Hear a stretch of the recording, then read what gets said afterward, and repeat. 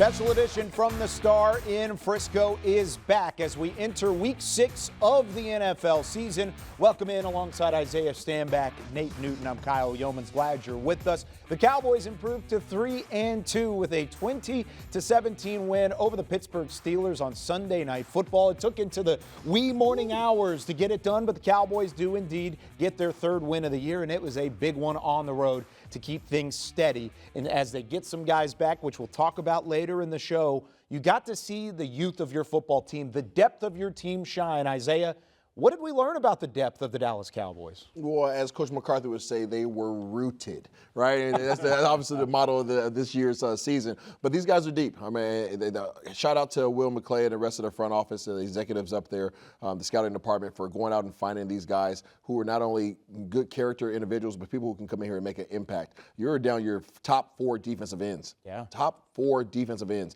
and you're still able to get out there and get the job done defensively. I don't think people understand how difficult of a role that is, but they were gritty, they were tough, and they did enough to win a ball game. You know what? I just like how Mozzie, second-year guy, a lot of people giving up on him. He's been pretty consistent. Jalen Tolbert stepped up to the plate and was that number 2 receiver. I just like how those two guys that did what they had to do. Oh, yeah, they are young and they are up and coming. And both of those guys have faced significant criticism in the early years because they were high draft picks, but they played well. Even Luke Schoonmaker, a former second-round pick, yes, had one of his best games as a blocker, and it helped establish the run game. Jerry Jones was very impressed with the depth of this football team as well. Here's what he had to say earlier in the week. Guys do step up, and you have to have that. And that doesn't mean anything other than if you're going to have a winning team over the course of a year with the injury attrition you have, with the talent attrition that you can have during the course of a long season, you've got to have young players step up. And that, to me, technically was the most important thing about the other night. It was certainly important, and it has been needed because, of course, with the Cowboys defense averaging these different numbers in their wins versus their losses, you can see a significant difference in how the defense played. Third down conversion, I think that's probably the biggest number in my head, but also that rushing yards allowed is pretty big there as well. The fact that they have only allowed a couple of different attacks, Pittsburgh, and then prior to that a win against New York where they allowed just 26 rushing yards. What's been the biggest change on defense? I'm really not sure what the biggest change is. I just think that some of these teams that we're facing right now are not staying persistent with their rushing attack. You know, everybody's talking about Dallas's rushing attack. This most recent game against Pittsburgh, you know, they averaged 3.5 yards per attempt. Dallas averaged the same amount. You know, they're 3.5 on the ground. So they just didn't stick with it. I think that this unit still has to step up. They still need to be more gap disciplined. They still need to make more of an impact, and I think they'll get tested about that this week. I think they're starting to understand what Coach Zim wants in this defense, that stay in your gaps, let the linebacker make the plays, let them come down here, eat up blocks. I think Linval Joseph gave us a good game. Mozzie is starting to get more consistent. Chauncey Ghost that showed up. It's just a host of guys finally doing their job. And the Cowboys currently would be the 7 seed in the NFC in the playoff picture. Still very, very early on, but the fact that they are above 500 again is a huge key, especially when they have a team like the Detroit Lions coming to AT&T Stadium this week. When we come back here later in the show, Isaiah Stanback's going to break down what David Montgomery and the rushing attack for the Detroit Lions does well. But right on the other side of the break, Aiden Hutchinson has been leading the league in sacks to this point in the season. How does he and this Detroit Lions continue to reload as the years go on? Special edition presented by AT&T is brought to you by your North Texas Ford dealers. Ford is the best in Texas. Reliant, official energy provider of the Dallas Cowboys. Blockchain.com. Invest like your icons with Blockchain.com. And by AT&T, official sponsor of the Dallas Cowboys.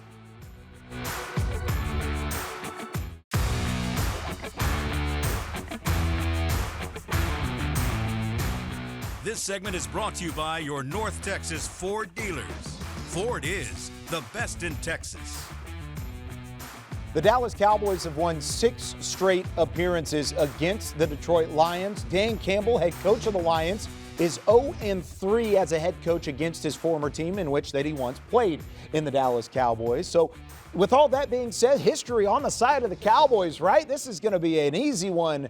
Not so fast. This is a loaded Lions team. They enter at 3-1 and off of a bye week, which means, Isaiah, there are 2 weeks to prepare for this Lions team against the Cowboys, and they're led by a quarterback who hasn't had an incompletion since week 3. He went 18 of 18 last time out, Jared Goff. Yeah, Jared Goff just does exactly what he needs to do. I mean, he's just somebody who's been fighting for his career his entire time he's been in the league. He's had the ups, he's seen the downs, and now he's riding high.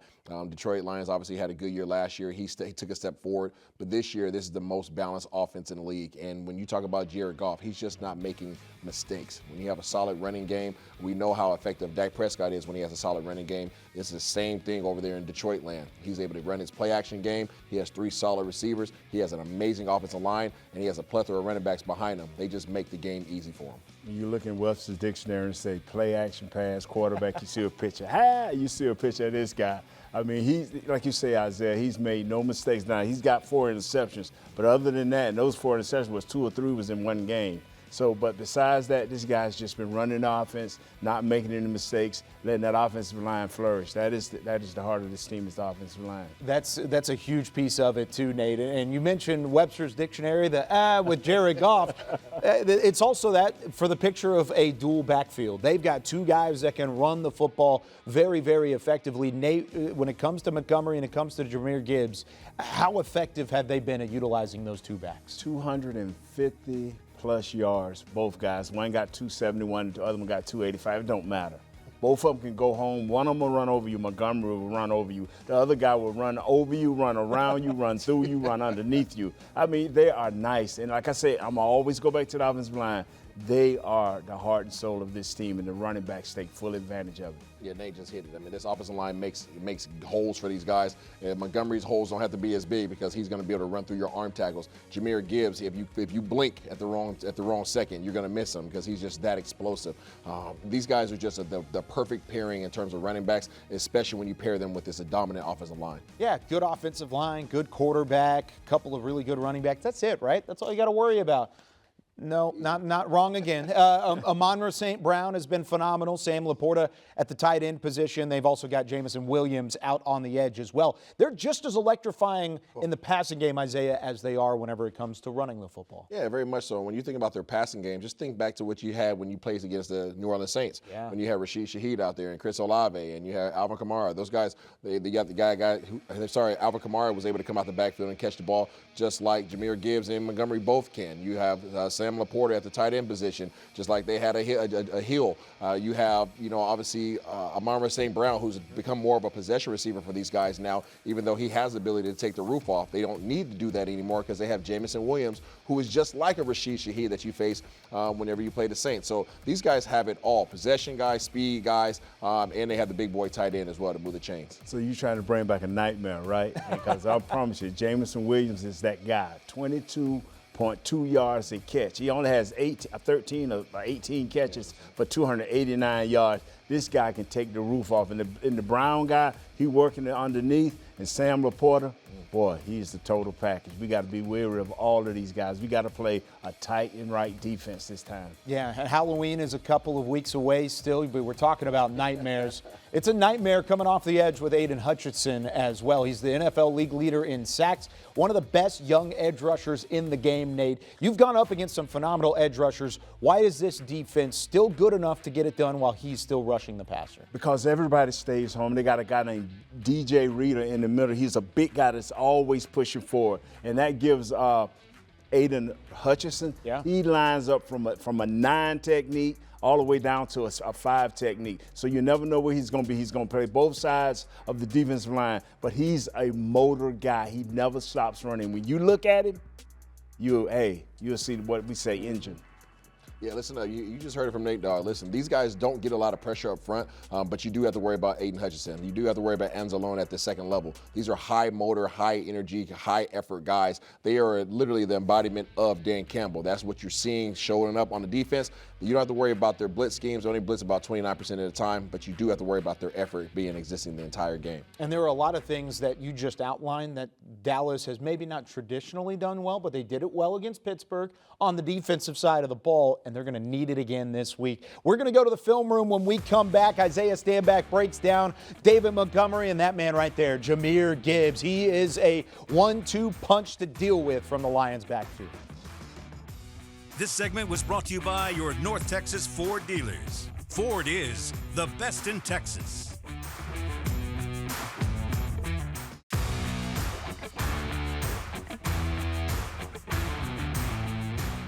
This segment is brought to you by the NFL Fan of the Year, presented by Captain Morgan. So we just outlined some of the weapons that Detroit is going to utilize on the offensive side of the football. Dan Campbell has this offense clicking on all cylinders, and it starts with the running game. David Montgomery, Jahmyr Gibbs, two running backs that are kind of a change of pace from each other, but equally as talented and equally as utilized in this Lions offense. How are they going to do so on Sunday against the Cowboys? Well, you keep saying the word equal, Kyle, and people need to know why he's saying equal. It's equal because this is the only running back duo in the entire NFL that each guy has 350 scrimmage yards. Yeah. That each guy has a handful of running back, has had a handful of touchdowns as well. So these guys are equally matched, except for the fact that David Montgomery is the guy who will run right through you, and Jahmyr Gibbs is the guy who will run right by you. Let's take a peek at it right here on the film, okay? Let's go right here to the backfield. David Montgomery is going to be number 5 right here in your backfield, but it really starts with the big fellas up front.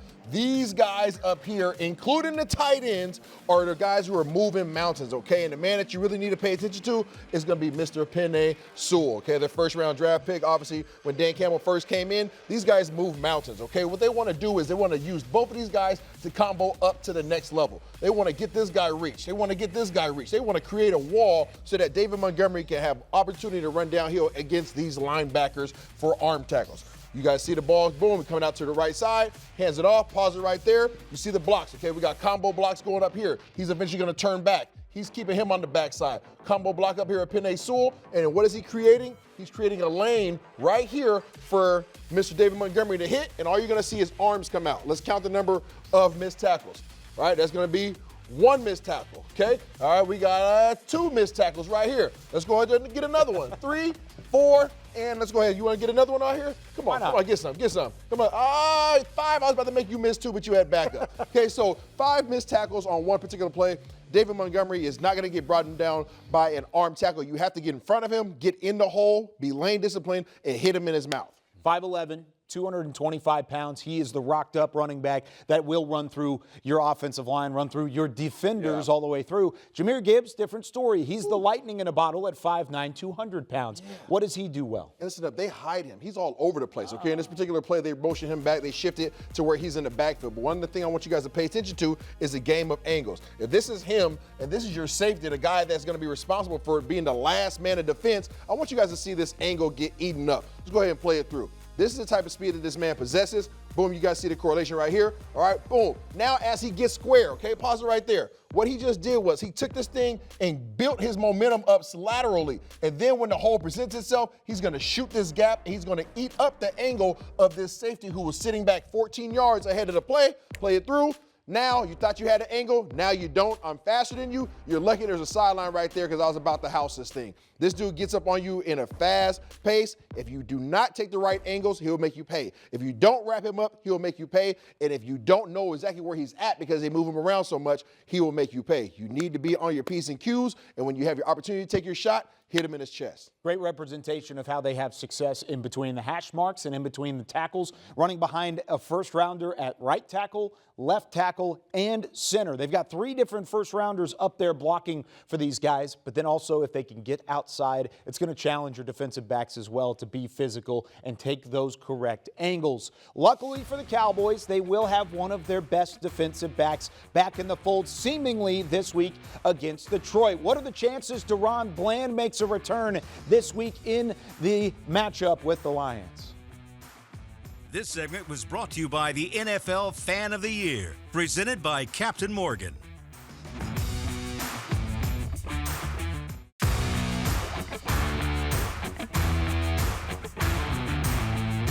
Welcome back into Special Edition. Kyle Yeoman's back with you. Let's catch up with Cowboys COO Stephen Jones, who has some injury news. Take it away, Nick Eatman. How about the defensive end position? Seems like every week you're losing another guy, Marshawn Nealon, now banged up. But speak to the guys like Tyrus Wheat and Golston and Carl Lawson. All of them, I think, got at least a half a sack in that game. So they stepped up there without Micah as well. Well, they're really playing well, and it's good to see. Obviously, you got the young guys, who hadn't played a lot around here. Tyrus Wheat, to see him, keep coming. I mean, he's played everywhere from linebacker to defensive line. I think if you just ask him what you need, he'll put on weight or lose weight or do what needs to be. So, and then of course Chauncey just did a tremendous job. I think he's really growing into the position, and it's nice to see Lawson, who's a veteran type guy, come in and help us out as well. Yeah, Micah Parsons, Deron Bland, these guys getting closer and closer. You do have that bye sitting there after this Lions game, but do you think either one of them could maybe make it? I think Deron Bland has a real chance to get. I don't know if he'll play the whole game, but I think he's ready to start mixing it up. And we'll see on Micah, a little further away. But those are the two guys that are the closest to playing with Bland. Short of a real setback, Bland should be ready to address and really help us on the defensive side of the ball in the secondary there. So an interesting tidbit there from Stephen Jones. You can catch that entire interview on DallasCowboys.com. But Isaiah Stanback, Nate Newton here with Special Edition.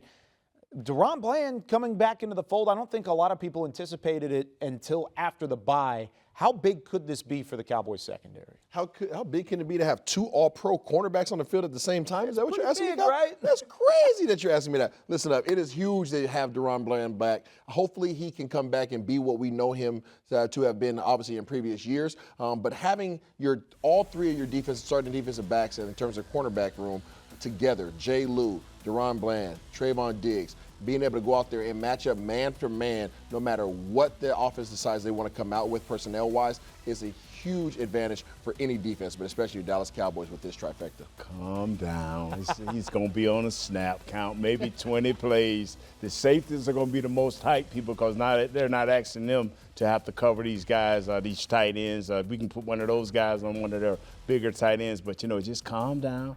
We'll just see how much he plays. I'm excited.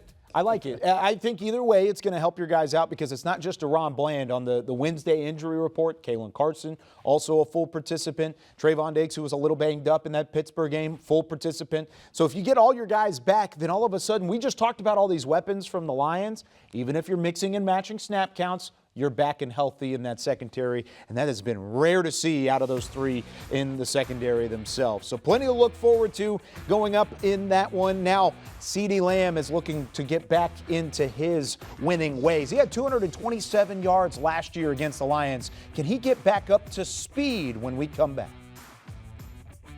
Closed captioning is brought to you by the Texas Lottery. Cowboys scratch tickets from the Texas Lottery are here.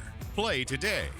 And to watch more Dallas Cowboys content on your connected TV, download the Cowboys Now app on Amazon Fire, Roku, and Apple TV.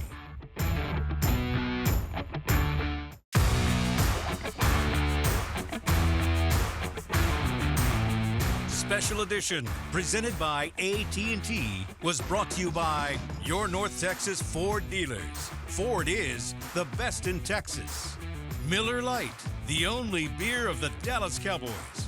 And by AT&T, official sponsor of the Dallas Cowboys. I've never dreamed 15 years ago when we opened AT&T Stadium that in any way we'd be standing here today and having the IndyCar open wheel racing as a big event here. You got all the great players. Roger Penske's not a bigger name in racing. You got the Rangers involved. You got the great city of Arlington.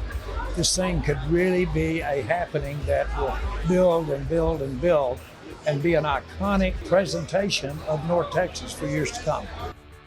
An exciting announcement early in the week as the Arlington Grand Prix was announced at AT&T Stadium as the Texas Rangers, Dallas Cowboys, and IndyCar have combined to bring open-wheel racing to the streets of Arlington. Globe Life Field, AT&T Stadium in the background. They give the keys to the Indy cars to the Cowboys, Rangers, and company real quickly. Key to the game, Isaiah. Keep Detroit from under 125 yards rushing. Nate? Control their massive offensive line. Couple different ways to get the job done in this one. It'll be a 3:25 kickoff on Fox. For Nate and Isaiah, I'm Kyle Yeomans. We'll see you next week.